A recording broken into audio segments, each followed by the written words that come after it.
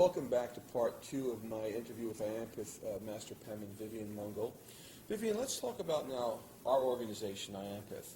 When did you first learn about Iampeth? I first learned about it when I learned calligraphy with Larry Mincer.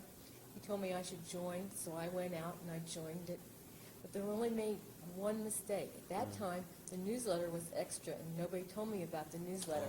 So I sent my money in, and after 1 year, nobody contacted me. No one said hello to me. No one said welcome.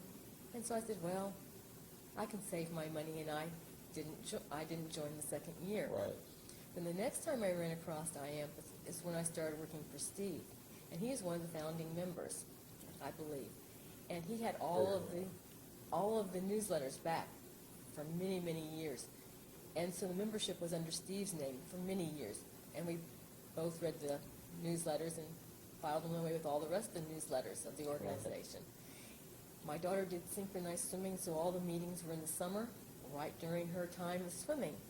And one day she grew up and was longer swimming, and we came to our first convention in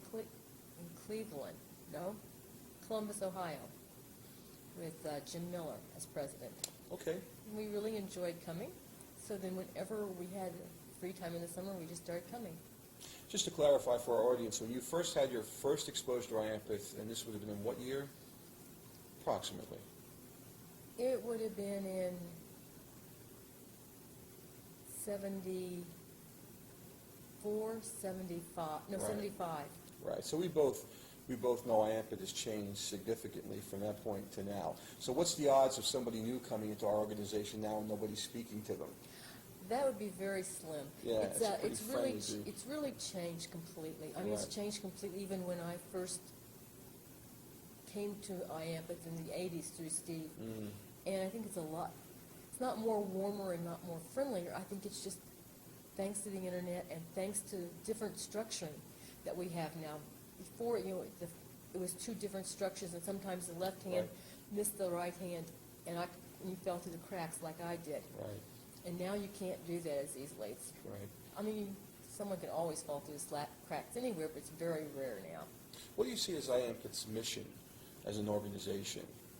I think Iampeth is very important because we're one of the few organizations around that teach the calligraphic arts in the old style, in the way they used to teach it, back in Luffer's day in the 30s. And it's one of the few places you can actually go and you can learn about people who do engrossing, learn about people who do envelope lettering, how to make your business better, how to get into the business, how to make your business grow. Because that's important. It's nice to be able to do a beautiful envelope, but if you don't know how to get your name out there, that's very difficult. Exactly. And this is kind of an organization for people who enjoy it as a hobby, who enjoy it as a business. And there's the professional people, I think, who can come in and give another angle to what the teachers don't see in the lettering field. Exactly. Well, I remember when I first videotaped you a few years back. I think you were doing the retouched Gothic. Old English. Old English, okay. And so I remember, I read about that in the Zenarian manual, however, I'd never seen it done. And so, and the nice thing was because you were taught to do it by Steve Ziller. In essence, what I was looking at, watching you, even though you never went to the Zenarian, was the Zenarian approach to doing that. And I think that's one of the great benefits of our organization because, I came in contact with, let's say, Bill Lilly. Bill was taught by Lupfer. Through you, I had the chance to speak on the phone with Steve Ziller. And, so this organization exposes you to techniques and also the history of what's gone on in the past. That's very important because once you lose your history, you've lost a piece of yourself. And that video clip with Vivian is available on the Iampeth website.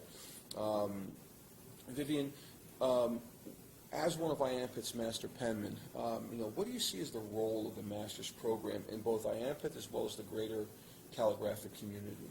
Well, I think it's nice. It honors people who have gone to the effort to become skillful in many different areas, and also that by having these people, it gives your organization someone to grow on for teachers and representatives in the community to expand the knowledge of handwriting and the lettering arts. Okay, very good.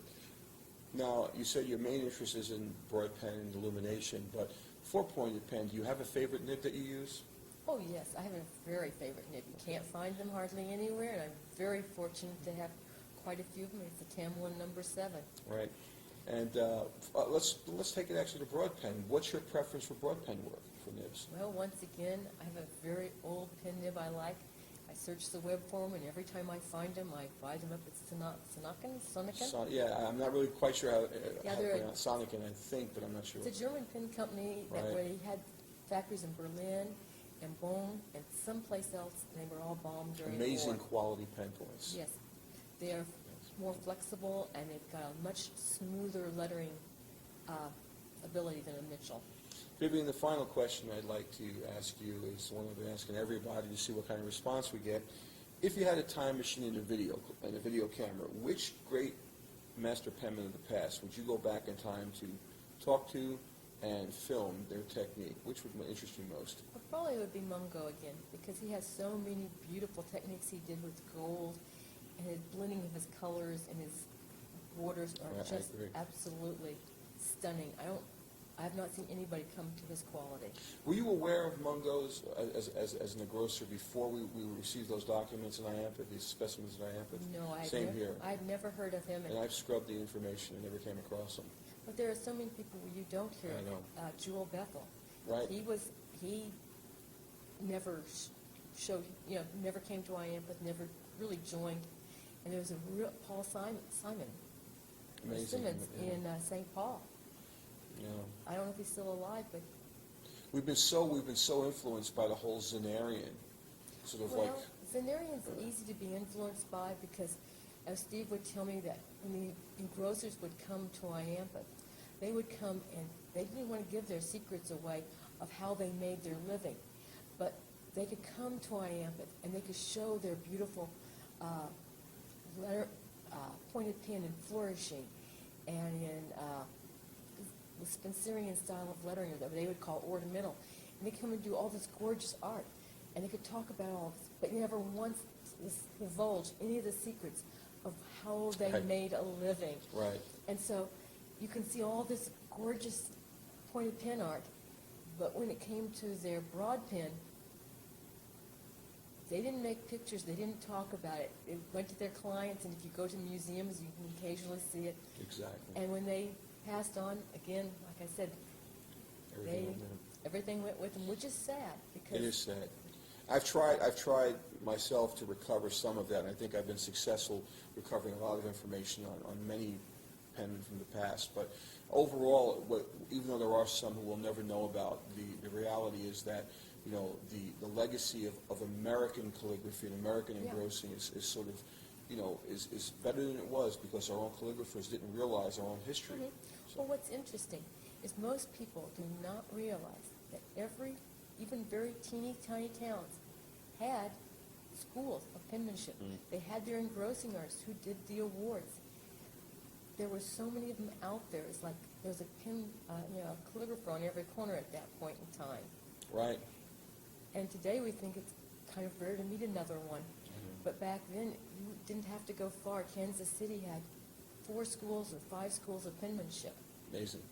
And Absolutely St. amazing. Joe, which isn't too far away, had another school. Sedalia, less than an hour away, had another school.